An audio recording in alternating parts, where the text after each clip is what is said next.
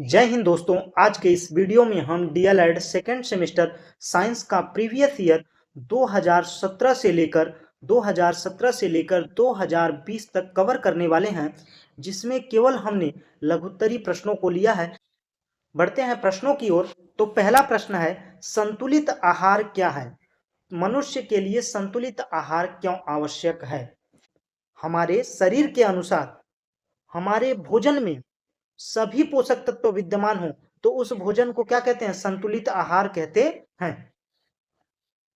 तो संतुलित आहार ऐसा आहार जिसमें सभी पोषक तत्व विद्यमान हो, कार्बोहाइड्रेट, प्रोटीन, वसा, विटामिन, खनिज, जल, रेशे उचित मात्रा में उपस्थित हो, उसे क्या कहते हैं? संतुलित आहार कहते हैं। संतुलित आहार की आवश्यकता या महत्व।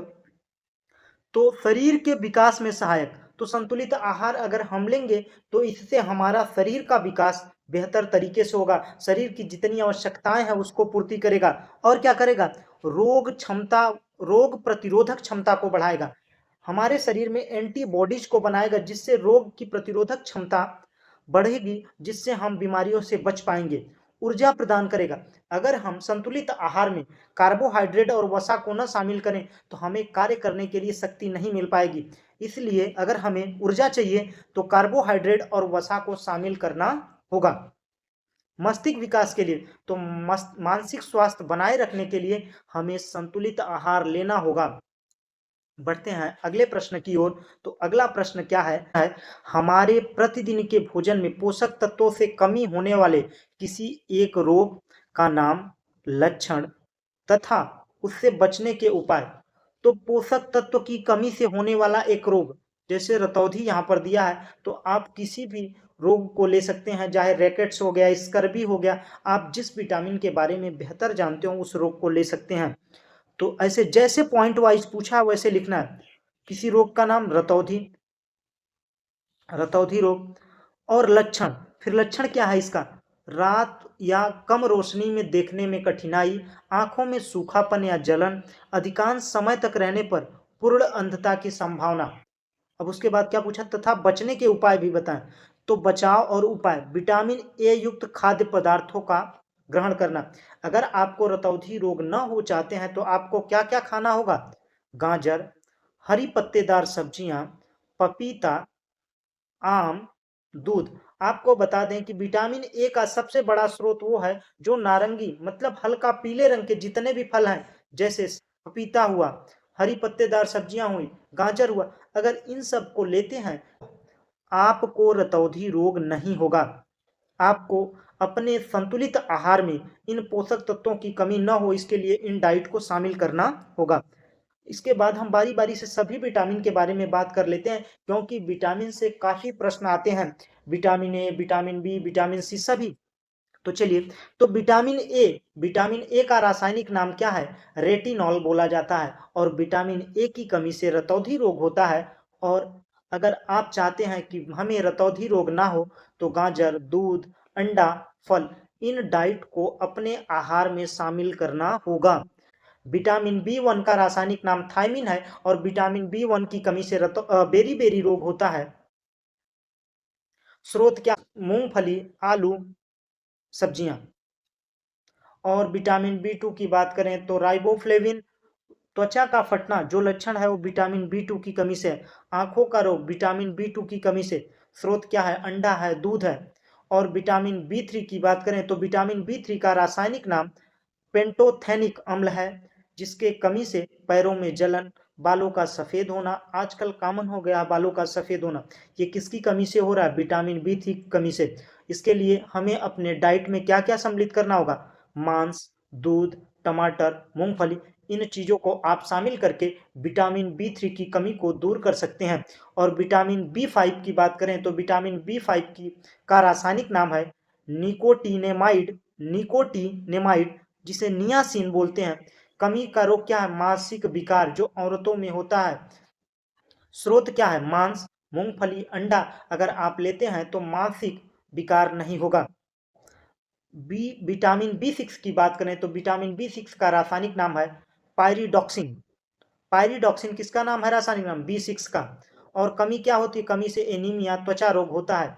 और स्रोत क्या है? दूध, मांस, सब्जी। विटामिन B7 का रासायनिक नाम है बायोटीन, जिसकी कमी से बालों का झड़ना, चर्म रोग हो जाता है। इसका स्रोत क्या है? ईस्ट है, गेहूं है। विटामिन सी, विटामिन सी का रासायनिक नाम एस्कॉर्बिक एसिड है और इसकी कमी से स्कर्वी रोग, मसूड़ों में सूजन, ये चीजें होती हैं। इसके लिए आपको आंवला या खट्टे फलों का उपयोग करना होगा, जिससे आपको विटामिन सी की कमी ना हो। विटामिन डी की बात करें तो विटामिन डी का रासायनिक नाम है कैल्सीफेरॉल, जिसका रासायनिक नाम कैल्सीफेरॉल है और इसकी कमी से रैकेट्स रोग होता है और रैकेट्स रोग हो जाता है। अगर आपको चाहते हैं विटामिन डी की कमी ना हो तो आपको सूर्य का प्रकाश, धूप लेते रहना होगा। दूध, अंडा का सेवन करके भी आप विटामिन डी की पूर्ति कर सकते हैं। विटामिन ई, विटामिन ई का रासायनिक नाम है टेकोफेरॉल, जिसकी कमी से जनन शक्ति का कम हो जाना। अगर आप चाहते हैं जनन शक्ति की कमी ना हो तो आप स्रोत में हरी सब्जी को डाइट में सम्मिलित कर सकते हैं, अंडा को सम्मिलित कर सकते हैं। विटामिन B12 का रासायनिक नाम है साइनोकोबाल्मिन, साइनोकोबाल्मिन रासायनिक नाम है और इसकी कमी से एनीमिया रोग और पांडु रोग हो जाता है। अगर आपको ये रोग ना हो तो आपको अपने डाइट में मांस, कलेजी, दूध को सम्मिलित करना होगा। अब बढ़ते हैं लास्ट विटामिन की ओर, तो विटामिन के। विटामिन के का रासायनिक नाम है फिलोक्विनोन, जिसकी कमी से रक्त का थक्का न बनना। अगर आप चाहते हैं कि अगर आपको कट जा रहा रक्त का थक्का सही समय पर जमे, तो इसके लिए आपको अपने डाइट में टमाटर, हरी सब्जी, दूध को शामिल करना होगा। इसके अलावा एक प्रश्न और पूछता है कि कौन से विटामिन जल में घुलनशील हैं? जल में घुलनशील, घुलनशील विटामिन, विटामिन तो बुढ़ऊ चचा से आप याद रख सकते हैं विटामिन बी और विटामिन सी ऐसे हैं जो जल में घुलनशील हैं। बाकी जितने विटामिन हैं, विटामिन ए, विटामिन के, विटामिन ई, विटामिन डी, ये सब क्या है? वसा में घुलनशील हैं, वसा में घुलनशील हैं, घुलनशील हैं। जल में घुलनशील कौन कौन से विटामिन है? Vitamin B, vitamin C. बाकी ए, के, ई, डी, जितने भी विटामिन ये हैं ये वसा में घुलनशील हैं। बढ़ते हैं अगले प्रश्न की ओर। तो अगला प्रश्न है, धातुएं ऑक्सीजन से अभिक्रिया करके क्या बनाती हैं और लिटमस पत्र द्वारा कैसे पहचानें कि अम्लीय ऑक्साइड है या भास्मिक ऑक्साइड है? तो आपको एक चीज ज्ञात होनी चाहिए। इसका प्रश्न लिखेंगे, धातुएं ऑक्सीजन से क्रिया करके धातु ऑक्साइड बनाती हैं। जो ऑक्साइड क्षारीय, कैसा होता है? क्षारीय होता है, क्षारीय होता है। अम्लीय विलयन में नीला लिटमस पेपर लाल हो जाता है और क्षारीय विलयन में लाल लिटमस पेपर नीला हो जाता है। आपको अगर लिटमस पेपर से ज्ञात करना है तो अनिल से याद रख सकते हैं, अम्ल नीला से लाल, और बेलन से याद रख सकते हैं बेस, बेस मतलब क्षार, क्षार कैसा है? लाल से नीला। तो ये जो धातुओं की ऑक्साइड बनी है, धातु का जब ऑक्सीजन से अभिक्रिया कराया गया तो धातु ऑक्साइड बना और ये धातु ऑक्साइड कैसा होता है? क्षारीय होता है। अगर क्षारीय है तो ये क्या करेगा? लाल लिटमस पेपर को नीला कर देगा। जब 2 Mg, 2 मैग्नीशियम का 2 ऑक्सीजन के साथ अभिक्रिया कराया जाएगा तो 2 MgO मैग्नीशियम ऑक्साइड प्राप्त होगा। बढ़ते हैं अगले प्रश्न की ओर। तो अगला प्रश्न क्या है? अगला प्रश्न है, कृषि कार्य में प्रयुक्त उपकरण डिबलर एवं कल्टीवेटर की उपयोगिता। तो कृषि कार्य में प्रयुक्त उपकरण डिबलर और कल्टीवेटर की उपयोगिता में, डिबलर बुआई के समय प्रयोग किया जाने वाले यंत्रों को डिबलर कहते हैं। जब हम बुआई करते हैं तो बीज के साथ ये हस्तलित, हस्तचलित और ट्रैक्टर चलित दोनों प्रकार के होते हैं। क्षेत्रीय व फसल के अनुसार अनेक प्रकार के होते हैं। ये बड़े ही आसानी से बीजों को डालकर बोया जाता है। ये जो डिबलर है ये खेतों में बीज डालने का काम करता है। अगर आपको बीज बोना है, जुताई करना है तो बुआई के समय ये डिबलर का प्रयोग करते हैं। कल्टीवेटर जो आजकल कॉमन हो गया, कल्टीवेटर का अक्सर यूज होता है, जो ऐसे ऐसे फार लगे होते हैं, ऐसे बना होता है, उसमें फार लगे होते हैं बहुत सारे। वो कौन सा है? कल्टीवेटर होता है, इसे ट्रिलर भी कहते हैं। यह खेतों में फसल बोने के साथ साथ फसल की निराई, गुड़ाई, मिट्टी चढ़ाने आदि में इसका उपयोग किया जाता है। कल्टीवेटर, कल्टीवेटर समझ में आया, जो ऐसे रहता है उसमें अनेक से फार ऐसे ऐसे लगे रहते हैं। ये कौन सा हो गया, ये कल्टीवेटर हुआ। और एक कल्टीवेटर ऐसा होता है बीज बोने के लिए, उसमें लाइनें लगी होती है, ऊपर से बीज डाला जाता है, बीज बुआई के लिए डिवलर का प्रयोग करते हैं। बढ़ते हैं अगले प्रश्न की ओर। तो परिवेशी स्वच्छता एवं स्वास्थ्य में क्या संबंध है? आप परिवेश को स्वस्थ रखने में अपनी भूमिका कैसे निभाएंगे? परिवेशी स्वच्छता जो आसपास की आपके साफ सफाई और स्वास्थ्य में क्या संबंध है? परिवेशी स्वच्छता और स्वास्थ्य का गहरा संबंध है। अगर आप किसी नाले के पास रहते हैं, किसी दूषित परिवेश में रहते हैं जहां आप साफ सफाई नहीं है, तो आपको चर्म रोग हो सकते हैं, मलेरिया बुखार हो सकता है, क्योंकि वहां पर पानी है। लेकिन इसीलिए परिवेशी स्वच्छता स्वास्थ्य में गहरा संबंध है। स्वच्छ परिवेश में स्वच्छ परिवेश से बीमारियों की संभावना कम होती है, जबकि गंदगी में रोगाणु फैलते हैं और बीमारियों की क्या होती है, चांस ज्यादा हो जाता है। अगर आपको परिवेश में स्वच्छ रखना है, आपको परिवेश को स्वस्थ रखना है, तो स्वच्छ रखने के लिए आप कूड़े को कूड़ेदान में डालेंगे, प्लास्टिक का कम उपयोग करेंगे, क्योंकि प्लास्टिक से मृदा प्रदूषण, वायु प्रदूषण, अनेक प्रकार के प्रदूषण में प्लास्टिक का महत्वपूर्ण भूमिका हो गया है। स्वच्छता अभियानों में भाग लूंगा और लोगों को जागरूक करूंगा। पूछा है ना कि आप परिवेश में स्वच्छ रखने में आपकी भूमिका कैसे निभाएंगे? लोगों को जागरूक करूंगा, भाई कूड़ेदान में कूड़े को डालो, प्लास्टिक का कम यूज करो, स्वच्छ परिवेश में स्वस्थ जीवन संभव है। ये चीजें इस तरीके से आप इस प्रश्न को लिख सकते हैं, क्योंकि इन प्रश्नों को केवल 50 शब्दों में लिखना होता है, 50 शब्दों में। तो इस प्रकार से लिख सकते हैं। बढ़ते हैं अगले प्रश्न की ओर। तो अगला प्रश्न है, हम ऊर्जा का अपव्यय कहां कहां करते हैं? अपव्यय का मतलब है नुकसान। कहां कहां करते हैं और ऊर्जा को संरक्षित करने के विभिन्न तरीके? तो इसका लिखेंगे, हम अपने दैनिक जीवन में कई स्थानों पर ऊर्जा का अपव्यय करते हैं। अनावश्यक रूप से बिजली जलाकर, जब हमें लाइट की जरूरत नहीं होती है फिर भी लाइट आई है तो बल्ब जल रहा है, ये क्या है? अनावश्यक है, ऊर्जा का अपव्यय हो रहा है। कमरे में आप है नहीं, पंखा चल रहा है, ये क्या है? अनावश्यक बिजली का खपत है। पानी की बर्बादी, आप मशीन चलाकर नहा रहे हैं, आप एक बाल्टी में नहा सकते थे लेकिन आपने मशीन चलाया डायरेक्टली नहा रहे हैं, तो यहाँ पर क्या कर रहे हैं? आप पानी की बर्बादी कर रहे हैं, इसको कम करना होगा। ईंधन का अपव्यय करके, ईंधन का कहाँ अपव्यय कर रहे हैं पूछ रहे होंगे। जब आप किसी भी गाड़ी को चलाते हैं तो आप क्या करते हैं? गाड़ी को स्टार्ट ही छोड़ देते हैं, तो वहां पर क्या हो रहा है? आप वहां पर भी आप वहां पर भी ऊर्जा का, ईंधन का अपव्यय कर रहे हैं। घरों में ऊर्जा अपव्यय, बिजली से चलने वाले उपकरण को अनुचित प्रयोग करना। आपका हीटर चल रहा है तो चालू ही है, इस तरीके से आप अपव्यय करते हैं। बिजली की बचत, ऊर्जा को संरक्षित करने के विभिन्न तरीके। आपको जितनी आवश्यकता है उतने ही उपकरण को चलाएं, बाकी उपकरणों को बंद रखें। पानी का सही उपयोग, अगर आप एक बाल्टी में नहाते हैं, एक बाल्टी में नहा लेते हैं, तो आपको मशीन चलाने की जरूरत नहीं, मशीन चलाकर नहाएं। आप कम उपयोग करें। कपड़े धोने में आपको कम पानी का उपयोग करना चाहिए, अधिक पानी की बर्बादी कर रहे हैं। वर्षा का जल संचय करना होगा, बारिश के पानी को आप कपड़े धोने में ही उपयोग कर सकते हैं, नहीं तो आप जो 3% पानी है उसी का उपयोग कर रहे हैं, जो लगातार कम हो रहा है और हर राज्यों में सबसे बड़ी समस्या बनी हुई है। ईंधन की बचत, साइकिल, पैदल चलना, सार्वजनिक परिवहन का अधिक उपयोग करना।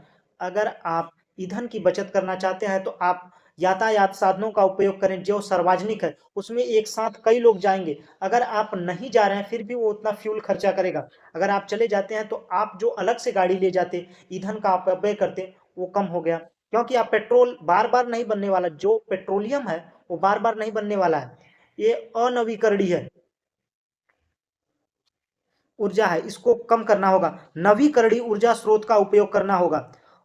नवीकरणीय ऊर्जा का स्रोत है कि आप उसका उपयोग करें या ना करें, वो चीजें हमेशा विद्यमान है। अगर आप उपयोग करते हैं तो आपके लिए बेहतर होगा। जैसे सौर ऊर्जा, सूर्य का रोज निकलना है, उसे नवीकरणीय ऊर्जा कहते हैं। जो रोज बन रहा है उसे नवीकरणीय ऊर्जा कहते हैं। जिन्हें नहीं बनाया जा सकता उन्हें अनवीकरणीय ऊर्जा कहते हैं। ये भी प्रश्न पूछा जाता है।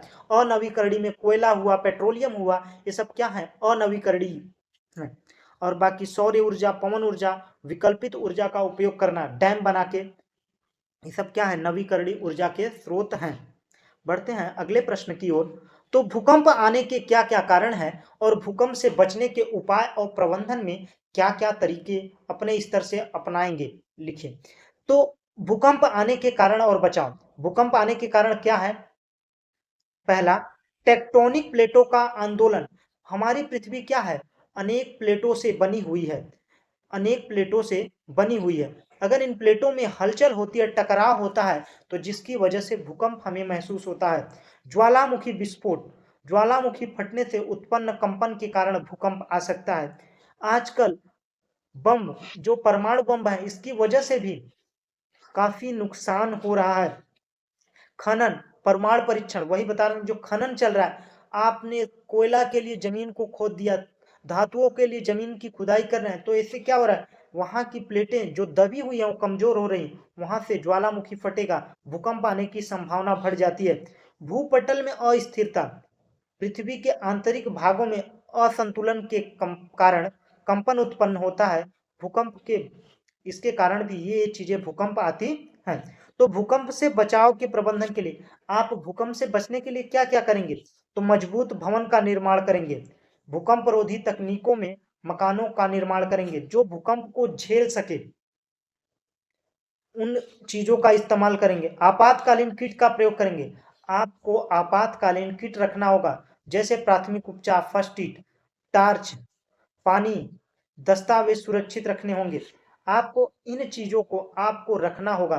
सुरक्षित स्थानों का चयन, भूकंप के दौरान खुले मैदान या मजबूत संरचना के नीचे शरण ले। अगर आप घर में हैं, नहीं निकल पा रहे हैं, तो आपके घर में टेबल हो या कोना हो, घर का कोना जो होता है वहां काफी सेफ होता है, क्योंकि अक्सर जो दीवार गिरेगी वो ऊपर गिरेगी बीच से, तो ये संभावना होती है। आपको किनारे में शरण लेना होगा, किसी तख्ते के नीचे आपको सर को ढकना होगा। और लोगों को आपको भूकंप के लिए जागरूकता फैलानी होगी, जानकारियां देनी होगी। अगर भूकंप आता है तो आप कैसे अपने आप को बचा सकते हैं। बढ़ते हैं अगले प्रश्न की ओर। तो माइटोकॉन्ड्रिया को कोशिका का ऊर्जा गृह कहा जाता है, क्यों कहा जाता है? तो माइटोकॉन्ड्रिया में भोजन पदार्थ का ऑक्सीकरण किया जाता है। जो माइटोकॉन्ड्रिया है वो कोशिका का पावर हाउस होता है, इसमें भोजन पदार्थ का ऑक्सीकरण किया जाता है और मुक्त ऊर्जा को एटीपी के रूप में संचित किया जाता है। यह एटीपी का प्रयोग शरीर में होने वाली जैविक कार्यों में किया जाता है। इसी कारण माइटोकॉन्ड्रिया को कोशिका का ऊर्जा गृह कहते हैं। बढ़ते हैं अगले प्रश्न की ओर। तो अगला प्रश्न है, भस्मिक ऑक्साइड क्या है? भस्मिक ऑक्साइड किसे कहते हैं? भस्मिक का मतलब है क्षारीय, क्षारीय, क्षारीय ऑक्साइड। धातु को सीधे ऑक्सीजन के साथ अभिक्रिया द्वारा क्षार बनाया जाता है। जब धातु को सीधे ऑक्सीजन से अभिक्रिया कराया जाता है तो क्या बनता है? क्षार बनता है। और जब धातु को ऑक्सीजन के साथ गर्म किया जाता है तो धातु का ऑक्साइड बनता है, धातु का ऑक्साइड बनता है। और धातु ऑक्साइड को ही क्षारीय ऑक्साइड बोलते हैं, जो अम्ल से अभिक्रिया करके लवण तथा जल बनाता है। जैसे 2Mg प्लस O2 का अगर अपक्रिया कराएंगे तो क्या है? क्षारीय ऑक्साइड कब बनता है? जब धातु को ऑक्सीजन के साथ गर्म करते हैं तो धात्विक ऑक्साइड बनता है। और धात्विक ऑक्साइड कैसा होता है? क्षारीय ऑक्साइड होता है, Mg 2MgO बनता है। ये क्या है? धात्विक ऑक्साइड है। और धात्विक ऑक्साइड कैसा होता है? क्षारीय होता है। अगर इस क्षारीय को अम्ल के साथ अपक्रिया कराएंगे तो हमें लवण प्राप्त होगा और जल प्राप्त होगा। बढ़ते हैं अगले प्रश्न की ओर। तो फसल चक्र से क्या लाभ होता है? तो फसल चक्र के लाभ, फसल चक्र से मृदा की उर्वरता बढ़ती है। अगर फसल चक्र बराबर रखेंगे, आप कंटिन्यू एक ही खेती कर रहे हैं गन्ने की, तो क्या होगा? खेत कमजोर हो जाएगा, उर्वरकता कम हो जाएगी। अगर फसल चक्र का पालन करेंगे तो फसल चक्र से मृदा की उर्वरता बढ़ती है। आपने गन्ना बोया, अगर उसके बाद अगली बार उसमें क्या करिए, नाइट्रोजन युक्त जो पौधे होते हैं, जैसे अरहर का पेड़ हुआ, उसको लगाएंगे तो नाइट्रोजन स्थिरीकरण होगा, नाइट्रोजन जमीन में मिल जाएगा, जिससे आपकी उर्वरकता बढ़ जाएगी। भूमि में कार्बन नाइट्रोजन के अनुपात को वृद्धि हो जाती है। अगर फसल चक्र का पालन करेंगे तो वही बताया ना, कार्बन और नाइट्रोजन के अनुपात में वृद्धि होती है। मृदा क्षरण रोकथाम होता है। आपका मृदा क्षरण जो है वो कम हो जाता है। कीटों का नियंत्रण होता है। अगर आप एक ही फसल लगाएंगे तो उससे क्या होगा, खेत कमजोर होंगे, कीट वहां पर पनपेंगे। अगर आप फसल चक्र का पालन करेंगे तो कीटों पर नियंत्रण होगा, फसलों की बीमारियों से बचाव होता है। फसल चक्र से क्या होता है, फसलों के बीमारियों का बचाव होता है। बढ़ते हैं अगले प्रश्न की ओर। तो अगला प्रश्न क्या है, नाभिकीय ऊर्जा क्या है, इसका क्या उपयोग है। तो नाभिकीय ऊर्जा वह ऊर्जा है जो परमाणु के नाभिकीय विखंडन और नाभिकीय संलयन से प्राप्त होता है। इस ऊर्जा को परमाणु ऊर्जा कहा जाता है। जो ऊर्जा नाभिकीय संलयन और नाभिकीय विखंडन के द्वारा प्राप्त होता है उसे क्या कहते हैं, परमाणु ऊर्जा कहते हैं। विखंडन का मतलब है कि कोई अणु टूटकर छोटे छोटे अणुओं में विभाजित हो रहा है तो वहां पर विखंडन हो रहा है। संलयन क्या होता है, जब कोई छोटे छोटे कण मिलकर एक बड़ा आकार बनाते हैं, अणु बनाते हैं, वहां पर क्या है, नाभिकीय संलयन होता है। जो सूर्य बन रहा है वहां पर क्या है, नाभिकीय संलयन है। विखंडन कहां पर है, जहां पर परमाणु बम बनते हैं वहां पर क्या है, नाभिकीय विखंडन है। और इनका उपयोग परमाणु ऊर्जा भी कहा जाता है। और इनका उपयोग क्या है, विद्युत उत्पादन में, नाभिकीय ऊर्जा का बड़े पैमाने में बिजली उत्पादन में किया जाता है। अनुसंधान विज्ञान, अंतरिक्ष अनुसंधान में जो रॉकेट्स यूज हो रहे हैं उनका ईंधन वो किस सिद्धांत पर है, नाभिकीय विखंडन पर है। अन्य वैज्ञानिक प्रयोगों में उपयोग किया जाता है। युद्ध के क्षेत्रों में, परमाणु बम बनाने में, सैन्य उपकरणों में नाभिकीय ऊर्जा का उपयोग किया जा रहा है। बढ़ते हैं अगले प्रश्न की ओर। तो अगला प्रश्न है, संतुलित आहार क्या है, इसके बारे में हमने पहले से ही चर्चा कर लिया है। बढ़ते हैं अगले प्रश्न की ओर। प्राकृतिक आपदा से सुरक्षा के लिए क्या क्या उपाय करने चाहिए। भूकंप हुआ, आंधी हुआ, बाढ़ हुआ, इससे बचाव के लिए आपको क्या क्या करना होगा। भूकंप से बचने के लिए, प्राकृतिक आपदा में भूकंप, बाढ़, चक्रवात आदि से बचाव के लिए निम्नलिखित उपाय अपनाए जा सकते हैं। भूकंप रोधी इमारतों का निर्माण करना। भूकंप रोधी, आपने केवल ईंट का नींव देके घर बनाया तो क्या होगा, जल्दी ढह जाएगा, भूकंप आएगा। आपातकालीन किट तैयार रखना, जरूरी दवाइयां, टार्च, पीने का पानी, आवश्यक दस्तावेज को सुरक्षित रखना होगा। जागरूकता अभियान चलाना होगा, लोगों को जागरूक करना होगा कि अगर आपदा आ रहा है, भूकंप की संभावना आ रही है, अगर भूकंप आ रहा है तो आपको ठोस जगह पर चले जाना है या खाली स्थान पर रहना होगा जिससे आपके ऊपर भूकंप की वजह से कोई चीज न गिरे। पांचवा, पेड़ पौधों का संरक्षण, अधिक से अधिक पेड़ लगाना चाहिए ताकि बाढ़ और भूस्खलन की संभावना कम हो जाए। अगर आप पेड़ अधिक लगाएंगे तो इससे क्या होगा, मिट्टी का कटाव कम होगा, तो बाढ़ में जो आपदा काफी गंभीर रूप ले लेती है वो कम होगा। बढ़ते हैं अगले प्रश्न की ओर। तो ऐच्छिक और अनैच्छिक पेशियों में अंतर। ऐच्छिक पेशियां वो हैं जो हमारी इच्छा के अनुसार चल रही, जैसे हाथ को फैलाना हुआ, जीभ को घुमाना हुआ, खाना को लेकिन हृदय की बात करें तो हृदय क्या है, अनैच्छिक है। कैसी है, अनैच्छिक है, जो स्वतः काम कर रहे हैं, श्वास लेना, ये क्या है, अनैच्छिक क्रिया है, श्वास को रोक नहीं सकते हैं। हृदय, आंत, पेट की पेशियां, ये सब क्या है, अनैच्छिक है, अपने मन से चलेंगी। और ऐच्छिक पेशियों में धारियां पाई जाती हैं, रेखांकित, लेकिन अनैच्छिक में धारियां नहीं पाई जाती हैं। ऐच्छिक पेशियां थक जाती हैं और अनैच्छिक पेशियां जल्दी थकती नहीं है। जैसे हृदय जब से जन्म लिया है तब से धड़क रहा है, वो कैसी पेशी है, अनैच्छिक पेशियां हैं। बढ़ते हैं अगले प्रश्न की ओर। तो अगला प्रश्न, भौतिक तथा रासायनिक परिवर्तन में क्या अंतर है, उदाहरण सहित स्पष्ट कीजिए। तो भौतिक परिवर्तन, इसमें पदार्थ की आकृति, आकार या अवस्था बदलती है, लेकिन इसका रासायनिक संरचना नहीं बदलता है। पानी का, बर्फ का पानी में बदलना, कागज का फटना। जैसे जल में कौन से अणु होते हैं, H2O होता है, या जल में हो या जल को बर्फ बदल दें फिर भी क्या रहेगा, H2O ही रहेगा। और अगर इसको गर्म कर देंगे तो फिर पानी में, तो क्या है, भौतिक परिवर्तन है। रासायनिक परिवर्तन, इसमें पदार्थ की रासायनिक संरचना बदल जाती है और एक नया पदार्थ बनता है। जैसे लोहे में जंग लगना, अगर लोहे में जंग लग गया है तो जंग को फिर से लोहा नहीं बनाया जा सकता। दूध का दही बनना, दूध से दही बन गया तो दही से फिर दूध नहीं बनेगा, क्योंकि दूध मीठा होता है और दही क्या होती है, खट्टी होती है, लैक्टिक एसिड होता है। तो क्या है, इसमें परिवर्तन हो गया, फिर से इरिवर्सिबल है, पुनः वापस नहीं प्राप्त किया जा सकता। लेकिन भौतिक परिवर्तन में पुनः उसे प्राप्त किया जा सकता है। भौतिक परिवर्तन को पुनः वापस किया जा सकता है, लेकिन रासायनिक परिवर्तन को वापस नहीं किया जा सकता। भौतिक परिवर्तन में कोई नया पदार्थ नहीं बनता, लेकिन रासायनिक पदार्थ में नया पदार्थ बन जाता है। बढ़ते हैं अगले प्रश्न की ओर। तो मृदा प्रदूषण के स्रोत एवं प्रभाव लिखिए। तो मृदा प्रदूषण के स्रोत रासायनिक उर्वरकता एवं कीटनाशक। खेतों में अधिक रासायनिक खाद्यों कीटनाशकों का प्रयोग से मृदा प्रदूषित होती है। जो मृदा प्रदूषण है, अधिक अगर आप खाद का उपयोग करेंगे तो इससे क्या होगा, मृदा प्रदूषित होगी। भले से आपकी जो उपज है बढ़ जाएगी, लेकिन आपका मृदा प्रदूषित हो जाएगा। औद्योगिक कचरा, कारखानों से निकलने वाले रासायनिक मिट्टी से मिलकर उन्हें दूषित कर देते हैं। मृदा प्रदूषण को कौन कर रहा है, रासायनिक कल कारखाने से जो केमिकल निकल के आ रहे हैं वो क्या कर रहे हैं, हमारी मृदा को प्रदूषित कर रहे हैं। प्लास्टिक अपशिष्ट पदार्थ, प्लास्टिक और धातु गैर बायोडिग्रेडेबल कचरा मिट्टी गुणवत्ता को खराब कर रहे हैं। ये प्लास्टिक क्या है, जल्दी से नष्ट नहीं होते हैं, तो ये क्या करते हैं, हमारी पृथ्वी को प्रदूषित कर रहे हैं, मिट्टी को प्रदूषित कर रहे हैं। मृदा प्रदूषण के प्रभाव, मृदा प्रदूषण से क्या क्या प्रभाव है, उर्वरकता में कमी आ रही है। जल प्रदूषण, इससे क्या हो रहा है, मृदा प्रदूषण की वजह से जल प्रदूषण भी हो रहा है। प्रदूषित मिट्टी से जहरीले तत्व पानी में घुलकर दूषित कर दे रहे हैं। स्वच्छता का प्रभाव, जहरीले रसायन भोजन में मिलकर मनुष्यों पशुओं के लिए हानिकारक होते हैं।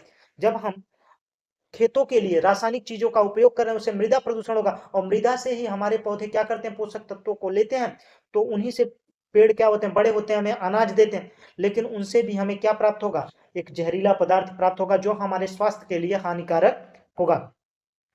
बढ़ते हैं अगले प्रश्न की ओर। तो उत्तोलक क्या है, इसके प्रकार उदाहरण सही समझाइए। तो उत्तोलक एक सरल मशीन है, इसमें एक क्षण या एक बिंदु के चारों ओर घूमती है, छोटा बल द्वारा भारी वस्तुओं को उठाने में सहायता करती है। उत्तोलक एक सरल मशीन है जो हमारे काम को आसान कर देती है, वो क्या है, उत्तोलक है। उत्तोलक के प्रकार, प्रथम उत्तोलक हमने बताया था पिछली वीडियो में, इसमें डिटेल में, जिसमें बीच में उत्तोलक में 3 भाग होते हैं, आलंब, आलंब आलंब हुआ, उसके बाद भार, उसके बाद आलंब भार, आयास, आयास प्रयास इसे बोलते हैं, एफर्ट, इसे ई से डिनोट करते हैं, इसे यल से, इसे यफ से। एक चीज देखिए, जब बीच में आलंब आ जाए, आलंब, तो कौन सा उत्तोलक, प्रथम उत्तोलक। अगर बीच में भार आ जाए, भार लिखा रहे कि किसी भी वस्तु के जो मशीन है उसके बीच में लोड दिया जा रहा है, भार रखा जा रहा है, तो कौन सा उत्तोलक, द्वितीय उत्तोलक। अगर बीच में बल लगाया जा रहा है, आयास प्रयास बल, तो वहां पे कौन सा उत्तोलक है, तृतीय उत्तोलक है। 1 2 3 वर्ड कितने हैं, 1 2 3, तो तृतीय उत्तोलक। आलंब 4 है तो प्रथम उत्तोलक। तो प्रथम श्रेणी में आधार बिंदु बीच में होता है, मतलब फ्लक्रम बीच में होता है, बल और भार दोनों किनारे पर होते हैं। जैसे कैंची, कैंची में क्या हुआ, बीच से घूम रहा है, ये कौन सा है, प्रथम उत्तोलक। द्वितीय उत्तोलक में जो लोड वाली गाड़ी होती है जिसपे सामान लादा जाता है और यहां से उठा के लेके चलते हैं बीच में भार रखकर, ये कौन सा है, द्वितीय उत्तोलक है, भार बीच में। तृतीय उत्तोलक, जैसे चिमटा हुआ, चिमटा को बीच में दबाते हैं, फ्लक्रम यहाँ पे, लोड यहाँ पे होता है, तो बीच में एफर्ट लग रहा है, बल लग रहा है, आयास प्रयास लग रहा है, तो तृतीय उत्तोलक होगा। ये बात समझ में आई। बढ़ते हैं अगले प्रश्न की ओर। तो अगला प्रश्न क्या है, निम्नलिखित सूत्रों का एक एक उपयोग लिखिए। तो विरंजक चूर्ण, विरंजक चूर्ण का सूत्र होता है CaOCl2, CaOCl2। विरंजक चूर्ण को ब्लीचिंग पाउडर कहते हैं। जल शुद्धिकरण और कपड़ों को सफेद करने के लिए ब्लीचिंग पाउडर का उपयोग किया जाता है। Baking soda NaHCO3, cake bread फुलाने के लिए खाने वाला सोडा जिसमें उपयोग होता है वो क्या है, बेकिंग सोडा है, NaHCO3। धावन सोडा Na2CO3, धावन सोडा कपड़े को धोने, कठोर जल को मुलायम करने में प्रयुक्त होता है, धावन सोडा का Na2CO3। NaOH, कास्टिक सोडा, इसका उपयोग, कास्टिक सोडा का सूत्र क्या है, NaOH। NaCl, नमक का, जल का H2O। इन सभी सूत्रों को याद रखना होगा। बढ़ते हैं अगले प्रश्न की ओर। तो प्रश्नों का सिलसिला खत्म हुआ। आज के वीडियो में बस इतने ही प्रश्न। अगर आपको वीडियो अच्छा लगा हो तो वीडियो को लाइक कीजिएगा, दोस्तों के साथ शेयर कीजिएगा। थैंक्स फॉर वॉचिंग, जय हिंद।